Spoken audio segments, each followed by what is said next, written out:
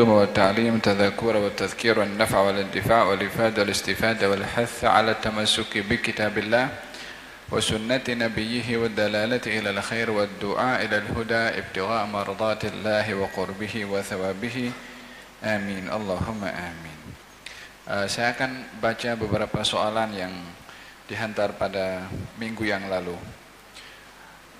Petanda apakah bila seseorang yang kita suka hadir dalam mimpi? Kesimpulannya berkenaan dengan mimpi terbagi kepada dua bahagian. Mimpi yang baik dan mimpi yang buruk. Mimpi yang baik adalah pecahan daripada cabang-cabangnya wahyu.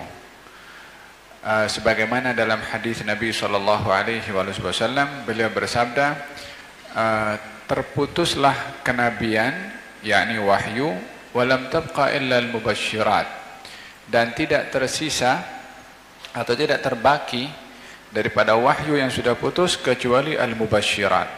Apa itu al-mubasyirat? Ar-ru'ya as-salihah, mimpi yang baik. Wafil hadis juga dinyatakan bila mana seseorang bermimpi dengan mimpi yang baik, falyahmadillah, maka hendaklah dia bersyukur kepada Allah. yakni karena bermimpi dengan mimpi yang baik, mimpi masuk syurga, mimpi menjadi orang berilmu, walhasil mimpi yang baik-baik, termasuk mimpi berjumpa dengan orang yang baik, orang yang saleh, wahakadha. Bermimpi Rasulullah SAW dan seterusnya. Yang kedua, bila mana bermimpi dengan mimpi yang baik, menceritakan kepada orang yang dipercaya, dengan syarat tidak riak ketika menceritakan, supaya tak tergelincir kepada bangga diri bila mana dia bermimpi. Mimpi itu membawa berita gembira untuknya. Katalah dia bermimpi, kemudian dalam mimpi itu dia diberikan kedudukan yang tinggi, dan falhasil kalau dia cerita kepada orang akan menyebabkan riak atau orang akan salah faham, maka jangan ceritakan. Disebabkan oleh kerana menceritakan mimpi satu anjuran, sementara riak satu larangan. Maka tidak boleh melakukan perkara yang dianjurkan, yang sunnah, sementara dia tergelincir kepada yang dilarang, yaitu riak. Maka dalam hal ini al-awlawiyat, ada priority, mana yang patut dilakukan dan mana yang tidak patut dilakukan. Ini berkenaan dengan mimpi yang baik, ya. Dan mimpi yang kedua adalah mimpi yang buruk. Maka kata Nabi, ianya adalah merupakan datangnya daripada syaitan. Kalau seseorang tidur dan terjaga karena mimpi yang buruk, maka hendaklah dia menghembuskan nafasnya atau macam meludah, tapi tanpa adanya ludah 3 kali sambil mengucapkan a'udzubillahi minasyaitonirrajim, dan berubahlah posisi tidurnya. Lalu Nabi bersabda, sesungguhnya mimpi itu tidak akan berlaku apa-apa buruk kepada kamu. Jadi jangan ditafsirkan penafsiran yang tidak baik bila mana seseorang bermimpi mimpi yang tidak baik, sementara Nabi sudah bersabda tidak ada perkara buruk menimpa kepada kamu kalau kamu mimpi perkara yang tidak baik. Tapi sebaliknya, kalau seseorang bermimpi mimpi yang baik, maka perkara baik akan berlaku kepadanya, disebabkan mimpi seperti mana dalam hadis Nabi, pecahan daripada wahyu, dan wahyu itu baik. Maka seorang bila mana bermimpi dengan mimpi yang baik, perkara baik pun akan diberikan oleh Allah kepadanya. Oleh sebab itu, bila mana seorang bermimpi dengan mimpi yang baik dan diceritakan kepada orang lain, dikatakan kepadanya, khairan tara khairan yakun, mimpi baik kamu tengok, perkara baik akan terjadi. Bertanya berkenaan dengan adakah sistem penghambaan? Penghambaan ini memang pernah wujud di satu zaman dahulu. Sebelum Islam pun sudah ada sistem penghambaan, ya, menjadikan seorang hamba sahaya kepada orang lain. Ketika Islam datang, mengimbangi antara keperluan manusia kepada orang lain untuk berkhidmat dan membantu kepadanya sebagai hamba sahaya, baik daripada sebab peperangan yang terjadi sehingga menjadi tawanan orang yang ditawan dan dengannya akan menjadi hamba sahaya, memang ini pernah wujud pada zaman dahulu sampai zaman Islam juga. Hanya yang ada di dalam Islam beberapa hukum hakam yang disyariatkan oleh Allah untuk membentras penghambaan ini. Orang kalau bersumpah lalu dia melanggar sumpahnya, kafarahnya bebaskan hamba sahaya. Orang kalau dia melakukan pelanggaran di dalam mengatakan kepada istrinya zihar, hukumannya membebaskan hamba sahaya. Terdapat beberapa hukum dalam syarak yang dihukum kepada seseorang yang melakukan pelanggaran, hukumannya adalah membebaskan hamba sahaya. Ini dalam bentuk hukuman. Dalam anjuran digalakkan oleh Nabi SAW as-sahabah untuk membebaskan hamba sahaya. Dalam bentuk hukuman dijadikan salah satu kafarahnya membebaskan hamba sahaya. Dalam bentuk anjuran Nabi menganjurkan banyak kali membebaskan hamba sahaya. Ini adalah langkah-langkah yang disyariatkan untuk membentras penghambaan. Kalaupun penghambaan itu tidak dibentras habis karena dilihat keperluan orang kepada hamba sahaya yang membantunya, itu pun ada dia punya syarat dengan tidak menjejaskan status sebagai hamba sahaya, sekedar namanya sahaja, akan tetapi haknya sebagai manusia tetap dihormati dan juga diberikan. Kalau hamba sahaya perempuan diajak bersama oleh tuannya lalu melahirkan, maka bagi si lelaki tadi bertanggung jawab kepada anaknya tadi. Baginda Rasulullah SAW memiliki hamba sahaya Maria Al-Qibtiyah, anaknya Ibrahim, dijaga oleh Nabi SAW. Tetap anak itu mempunyai kehormatan nasab, yakni walaupun namanya hamba sahaya tetapi tidak terjejas kemanusiaannya sebagai manusia, ya. Nah, apakah perkara sunnah yang patut dilakukan sebelum dan sewaktu bernikah? Doakan saya Muhammad Musaddiq akan urusan pernikahan. Tak tahu dia mau Musaddiq ini ada ke tak ada sekarang, pasal soalnya minggu lepas. Apapun di dalam pernikahan yang utama sekali adalah memilih calon yang baik. Baik laki-laki memilih perempuan yang baik, demikian juga perempuan memilih calon laki yang baik. Yang kedua, menanamkan niat-niat yang baik.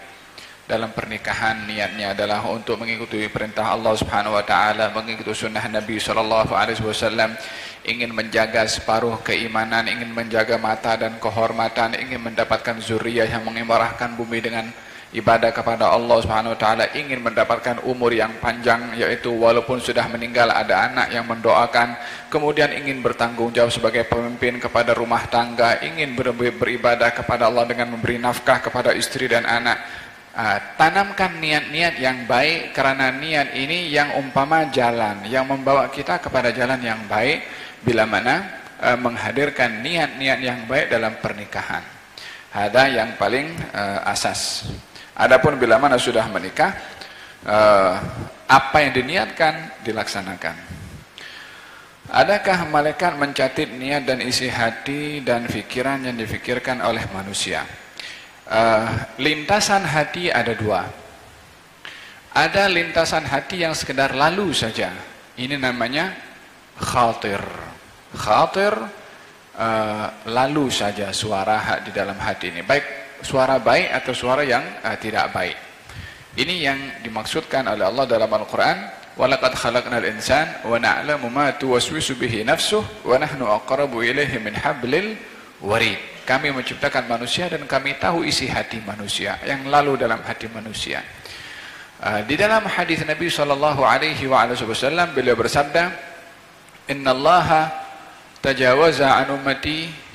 Allah memaafkan terhadap umatku ma waswasat bihi nafsuh, apa saja yang menjadi lintasan di dalam hati ini selagi tidak dizahirkan, selagi tidak diungkapkan, selagi tidak diceritakan kepada orang lain.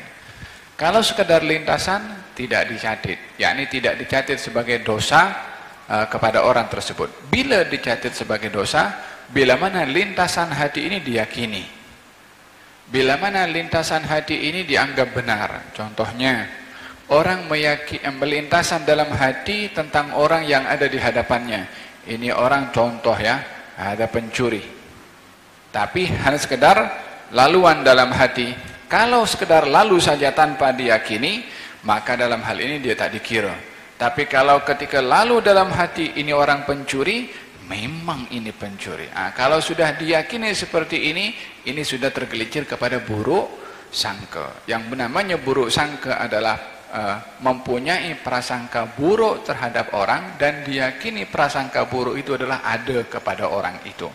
Seperti mana mengata kepada orang kata-kata yang tidak baik adalah salah, mengata kepada orang yang diyakini hatta di dalam hati pun juga perkara yang salah.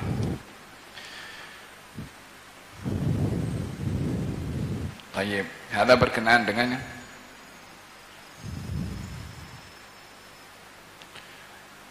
Ibu saya dalam keadaan tidak sehat, semoga Allah bagi kesehatan walafiat.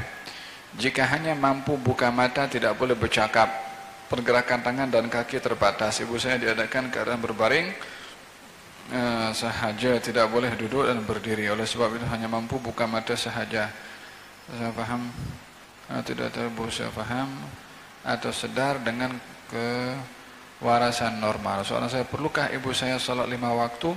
Berkenaan dengan salat 5 waktu bagi orang yang berada dalam keadaan sakit, ukurannya adalah adakah orang itu sedar atau tak sedar.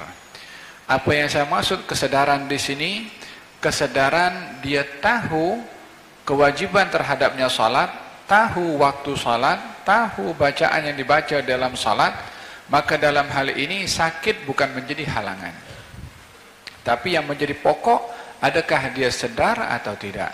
Terkadang orang pejam mata tapi dia sedar, yakni menghangguk ke, mungkin ada orang yang kena bahagian stroke, bahagian terkena kepada matanya, ia tertutup, tapi otak jalan, otak paham, dia menggerakkan suaranya, menggerakkan kepalanya dan seterusnya.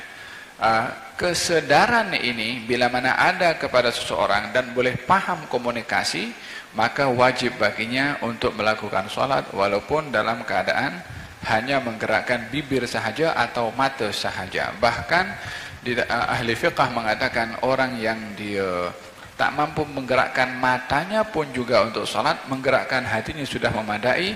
Yang penting sedar untuk melakukan salat. Nah,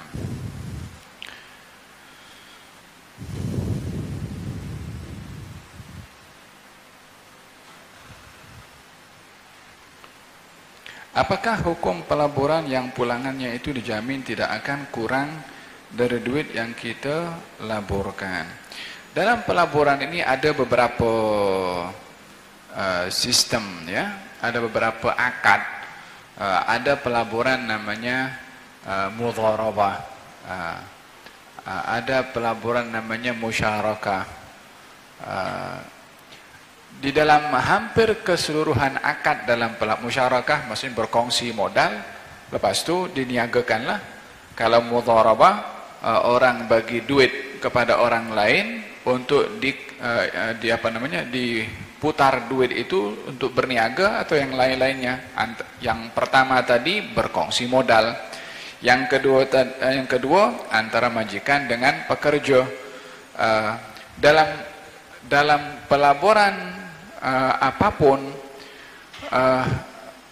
rugi dan untung itu menjadi tanggungan kepada kedua belah pihak, kecuali kalau dalam sistem mudharabah, pekerja dibagi duit untuk putar, duit itu diniagakan, dipekerjakan. Kalau berlaku kerugian, maka di sini yang tanggung tuan punya duit, bukan pekerja itu. Selagi pekerja itu buat sungguh-sungguh tapi tidak mendatangkan untung hasil, maka dalam hal ini yang tanggung kerugian adalah tuan yang punya duit, bukan pekerja itu kena ganti modal kepada tuan punya duit. Berbeza kalau orang yang diberi duit tadi akadnya akan hutang, ini hutang, kemudian diniagakan, rugi, dia kena kasih pulang kepada yang memberi hutang karena akadnya akan hutang. Tapi kalau diberi duit, ini duit modal untuk berniaga, sebut apa niaganya, nanti keuntungannya 50-50 contohnya. Nah, kalau rugi, maka yang tanggung adalah orang yang punya duit dan bukan orang yang bekerja. Akad yang menghasilkan akad yang ada di situ syarat yang bercanggah dengan syarak, secara otomatis akadnya tidak sah dan tidak betul. Seperti aku beri kepada kamu duit ini tapi dengan catatan kalau rugi awak yang tanggung, aku tak nak tanggung. Yang ini tak boleh akad macam ini.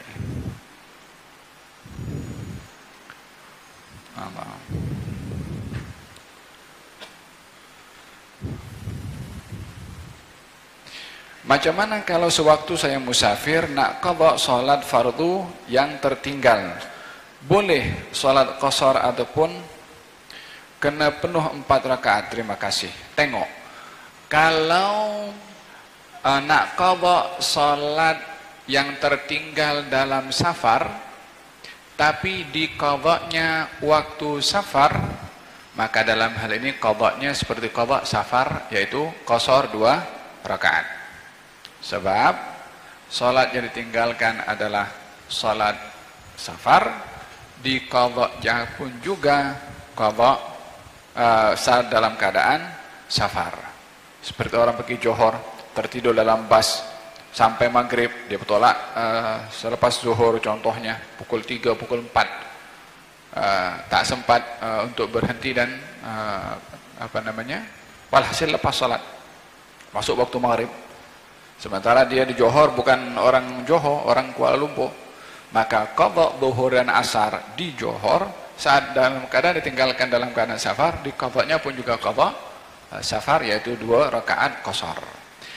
Tapi kalau salat yang tertinggal itu salat dalam safar, diqadhanya saat dia dah sampai ke rumahnya, maka dia tak boleh qadha safar, dia kena salat 4. Tak boleh qadha qasar, afwan. Tak boleh qadha qasar, dia kena salat 4. Ya. Seperti mana kalau dia tertinggal salatnya saat di rumahnya, tertinggal salat sementara dia tidak dalam keadaan safar. Ketika musafir nak qadha salat yang tertinggal, aku nak qadha salat qasar, tak boleh. Pasalnya tinggal adalah yang tertinggal tidak dalam keadaan safar. Yang diqadha dengan qasar adalah bila mana salat itu tertinggal dalam keadaan safar, diqadhanya pun juga dalam keadaan safar. Wallahu ta'ala alam.